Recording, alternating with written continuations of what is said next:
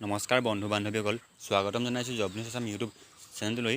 নতুনকৈ এটা বিভাগৰ পৰা পদ মুকলি হৈছে আৰু এই পদটো ক'ৰ পৰা আহিছে আৰু কেতিয়া এপ্লাই কৰিব লাগিব, এডুকেশ্যন কোৱালিফিকেশ্যন কি বিচাৰিছে লাষ্ট তেতিয়া এই বিষয়ে এই ভিডিঅ'ত অতি কম সময়ত আলোচনা কৰিম।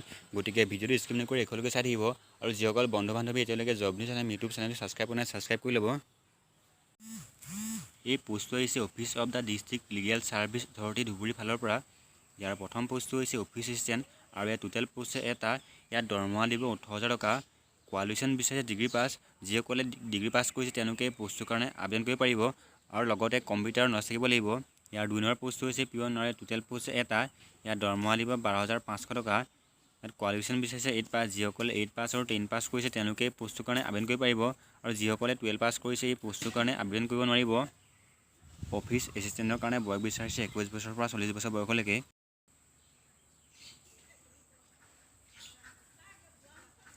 পিয়নৰ কাৰণে বয়স বিচাৰিছে 18 বছৰৰ পৰা 40 বছৰ বয়সলৈকে।